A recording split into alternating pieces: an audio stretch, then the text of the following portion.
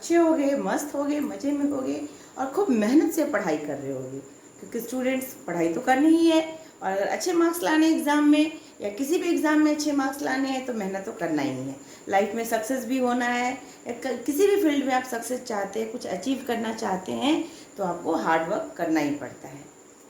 Students, आज मैं एक बड़ा ही कॉमन सा टॉपिक लेके आई हूँ। ये बिजनेस स्टडी से है और ये 11th-12th क्लास दोनों क्लास के स्टूडेंट्स के लिए बहुत ही उपयोगी है, बहुत ही बेनिफिशियल है। और स्टूडेंट्स, आप इसको समझने के लिए वीडियो को लास्ट तक पूरा देखें।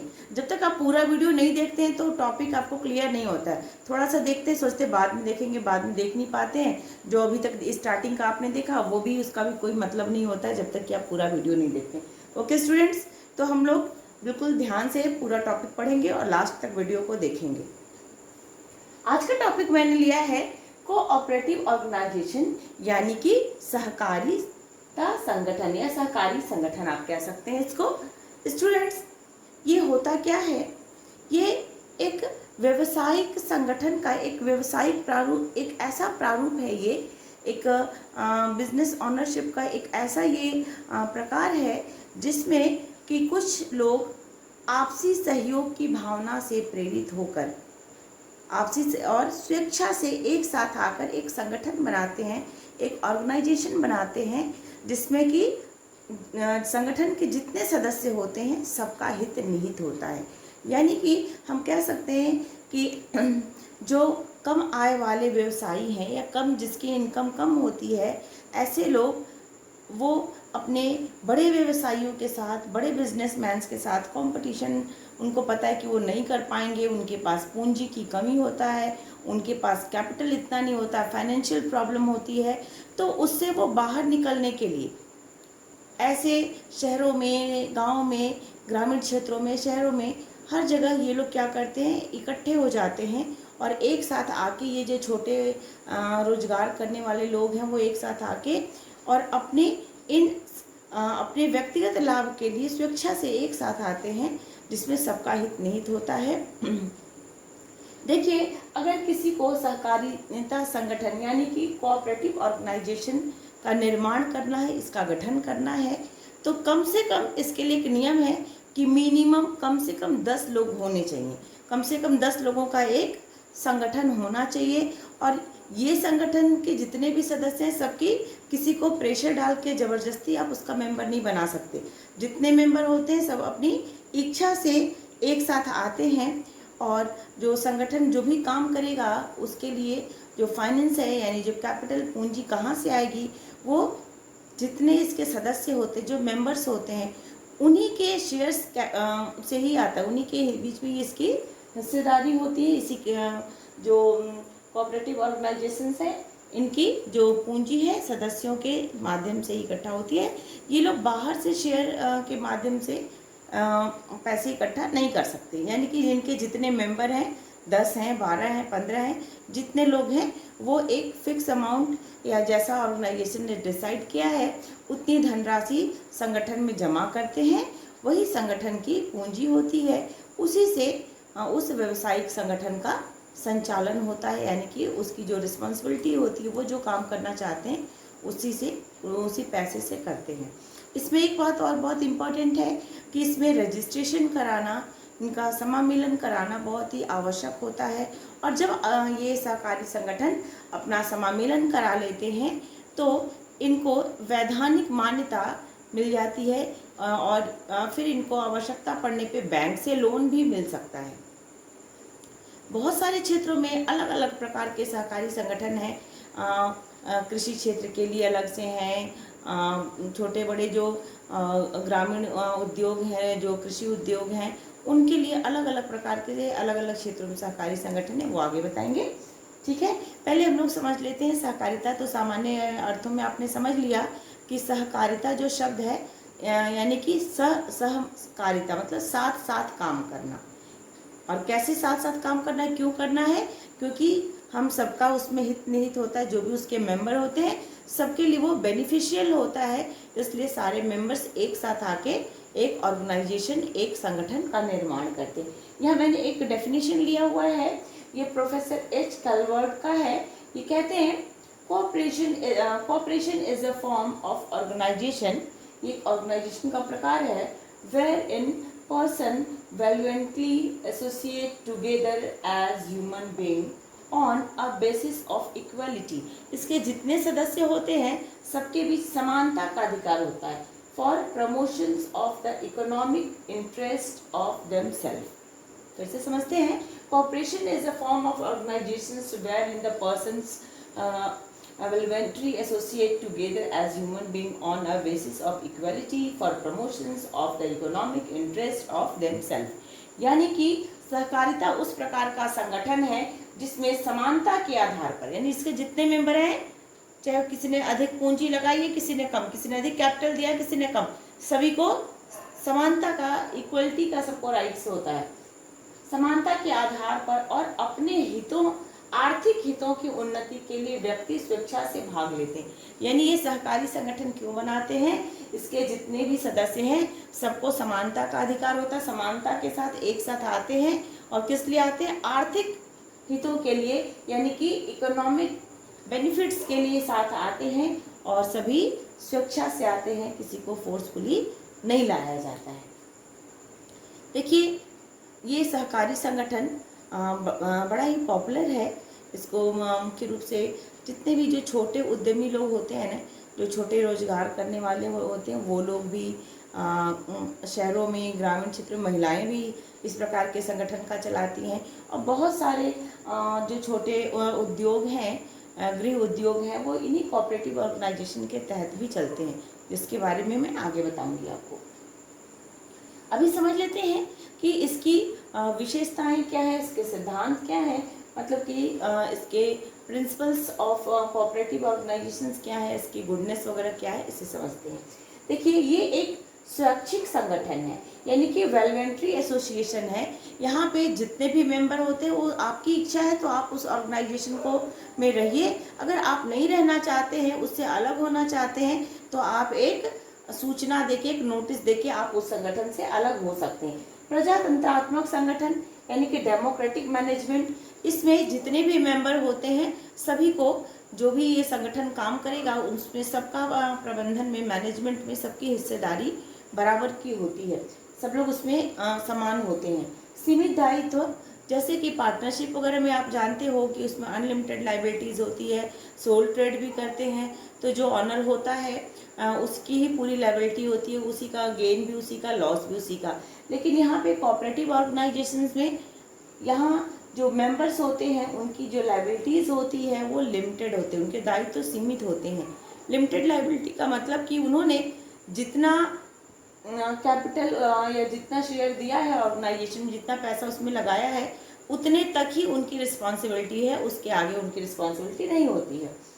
मुख्य उद्देश्य सेवा, इस प्रकार के ऑर्गेनाइजेशन की स्थापना करने का जो मेन इसका मोटो होता है वो ये होता है कि हमें सेवा भावना है, इसमें लाभ कमाने का मुख्य उद्देश्य नहीं होता है, यानी आपसी सहयोग की भावना, मेरे लिए भी ये फायदेमंद हो और इसके जो मेंबर्स हैं सबके लिए बेनिफिशियल हो, सबको आवश्यकता पड़ने पे आर्थिक सहायता इससे प्रदान हो सके। लाभ का विभाजन, डिस्पोजल्स ऑफ प्रॉफिट, इसमें भी कुछ परसेंट, लगभग 1/4 पार्ट यानी 20% जो भी लाभ होगा उसको रखने के बाद बाकी जितने इसके मेंबर्स होते हैं उनमें उसको डिस्ट्रीब्यूट कर दिया जाता है।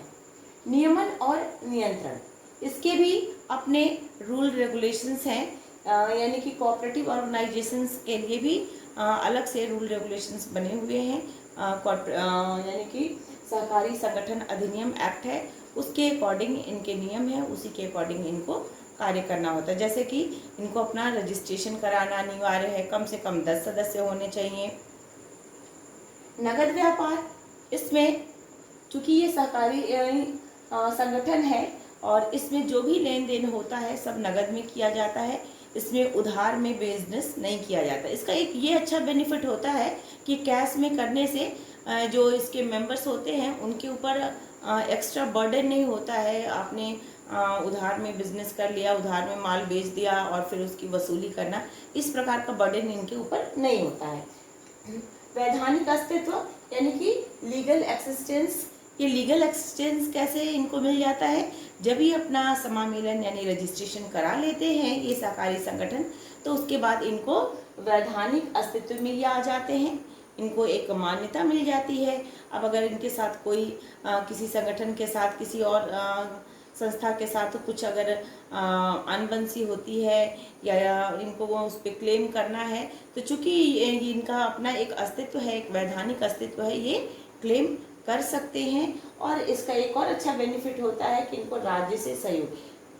देखिए, वैसे तो कोऑपरेटिव ऑर्गेनाइजेशन के लिए सेंट्रल गवर्नमेंट, स्टेट गवर्नमेंट सबकी अलग अलग स्कीम है और अलग अलग प्रकार के कामों के लिए ये हेल्प करती हैं, लेकिन मोस्टली हर स्टेट में जो स्टेट गवर्नमेंट होती है वो इन कोऑपरेटिव ऑर्गेनाइजेशंस को हेल्प करती हैं, क्योंकि इससे बहुत सारे लोगों को, जो ऐसे लोग जिनकी कम आय होती है, उन लोगों को मदद मिलता है, उन लोगों की हेल्प होती है।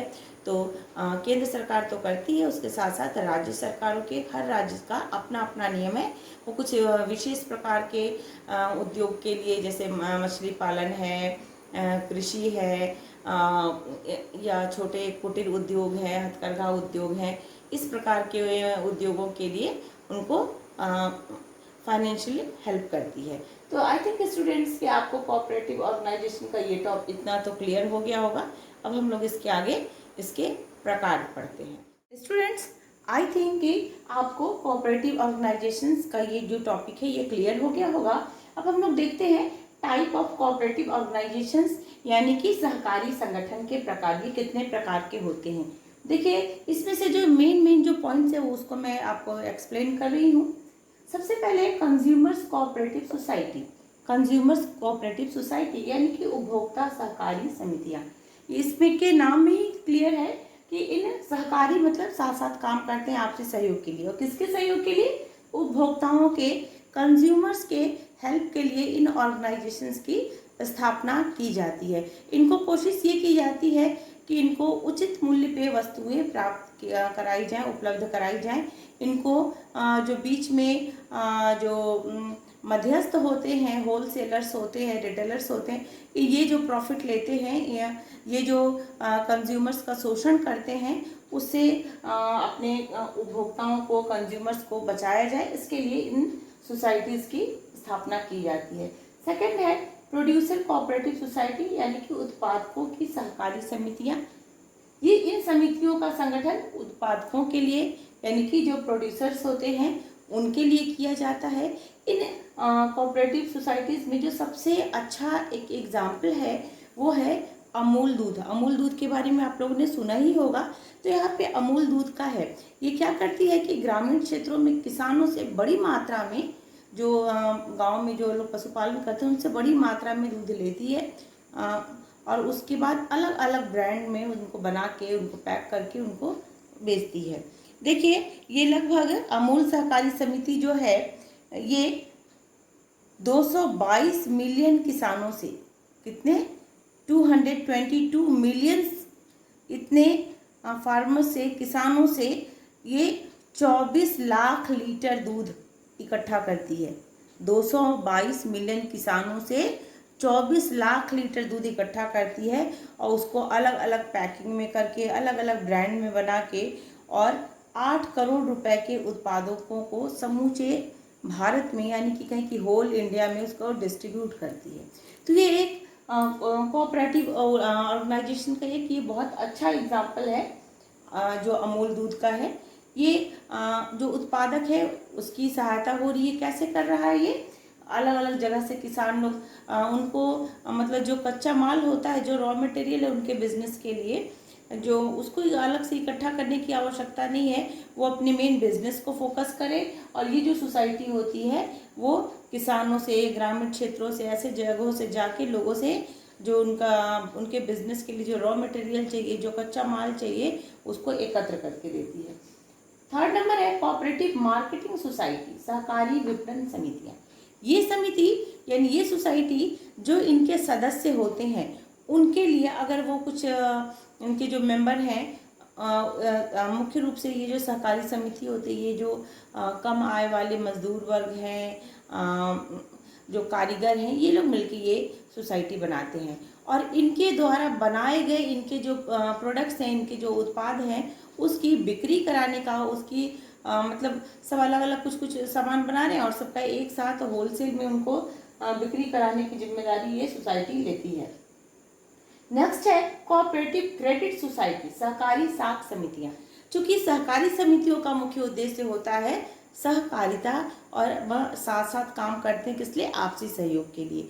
तो जो छोटे कामगार होते हैं ग्रामीण क्षेत्रों में, शहरों में, जो छोटे व्यापार करने वाले जो छोटे कारीगर होते हैं, इनकी पूंजी की आवश्यकता की पूर्ति, इनको जब धन की आवश्यकता होती है उसकी आवश्यकता की पूर्ति करने का काम ये कोऑपरेटिव क्रेडिट सोसाइटीज़ करती हैं। इसके मेंबर वो लोग होते हैं जो कि उधार पर पैसे आसानी से प्राप्त करना चाहते हैं। इनको ये सोसाइटी कम से कम ब्याज पे अपने सदस्यों को ये उपलब्ध कराती है।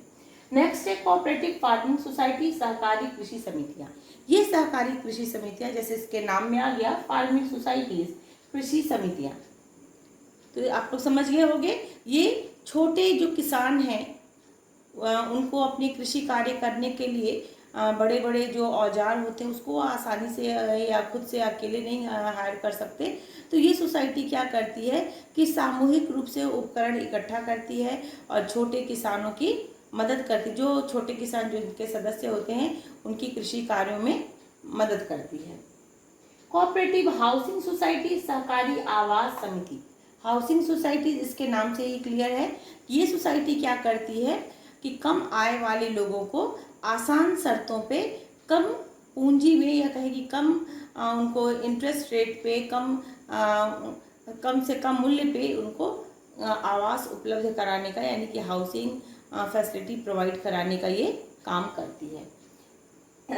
नेक्स्ट है others types of cooperative society. ये तो मेन मैंने आपको बताया। इसके अलावा और भी बहुत प्रकार की कोऑपरेटिव सोसाइटीज होती हैं, जिसमें से कुछ 2-3 में और एग्जांपल आपको दे देती हूँ।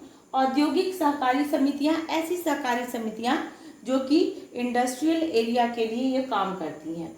यह डेयरी से संबंधित, जो लोग, बहुत सारे डेयरी फार्म खुल गए हैं, जो छोटे छोटे, किसी के पास 10 गाय है, किसी के पास 20 गाय है, उन सब लोगों से जो दूध इकट्ठा हो रहा है, उस दूध से डेयरी प्रोडक्ट बनाना या उसको एक जगह होलसेल मार्केट में उसकी सप्लाई करना, और या मत्स्य पालन, मछली पालन, इस टाइप की जो सोसाइटी होती है, इन सब के लिए सहकारी समितियां कार्य करती हैं।